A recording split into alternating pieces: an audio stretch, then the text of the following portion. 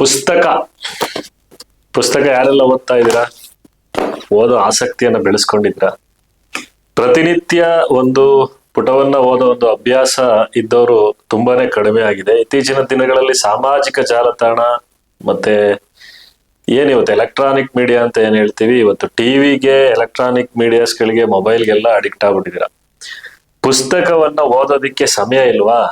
ಖಂಡಿತ ನಿಮಗಾಗೆ ಒಂದು ಅವಕಾಶವನ್ನ ಸೃಷ್ಟಿ ಮಾಡಿಕೊಟ್ಟಿದೆ ಜ್ಞಾನಧಾರೆ ಎನ್ನ ಕಾರ್ಯಕ್ರಮ.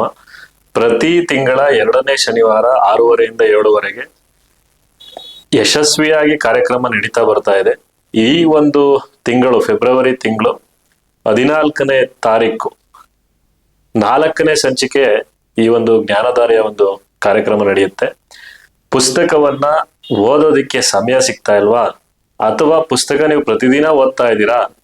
ಖಂಡಿತ ಯಾರೇ ಇದ್ರೂ ಕೂಡ ಸಾಹಿತ್ಯ ಆಸಕ್ತಿಯನ್ನ ಹೊಂದಿರ್ತಕ್ಕಂಥವ್ರು ಅಥವಾ ಹೊಂದದಲ್ಲೇ ಇರ್ತಕ್ಕಂಥವ್ರು ಕೂಡ ಬನ್ನಿ. ಮುಂದಿನ ದಿನಗಳಲ್ಲಿ ನೀವು ಕೂಡ ಆಸಕ್ತಿಯನ್ನ ಬೆಳೆಸ್ಕೊಳ್ಳಿ, ಈ ಒಂದು ಕಾರ್ಯಕ್ರಮದಲ್ಲಿ ಜೋಡಿಸ್ಕೊಳ್ಳಿ.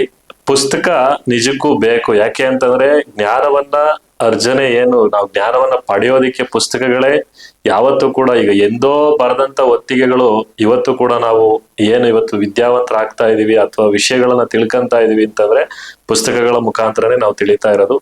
ಜ್ಞಾನಧಾರಿಗೆ ಖಂಡಿತ ನೀವು ಮಿಸ್ ಮಾಡಲ್ಲ. ತಿಪ್ಟೂರ್ ತಾಲೂಕಿನ ಕಲ್ಪತರು ಗ್ರ್ಯಾಂಡ್ ಹೋಟೆಲ್ ನಲ್ಲಿ ಪ್ರತಿ ತಿಂಗಳು 2ನೇ ಶನಿವಾರ ನಡೀತಾ ಇದೆ 6:30 7:00ವರೆಗೆ. ಈ ಒಂದು 4ನೇ ಸಂಚಿಕೆಯಲ್ಲಿ ಮಧುಶ್ರೀ ಮೇಡಮ್ ಅವರು ಕಾಡಸಿದ್ದೇಶ್ವರ ಹೈಸ್ಕೂಲ್ ಏನಿದೆ, ಒಂದು ಪ್ರೌಢಶಾಲೆ ನಡುವಿನಕೆರೆ, ಅವರು ಕನ್ನಡ ಶಿಕ್ಷಕಿ.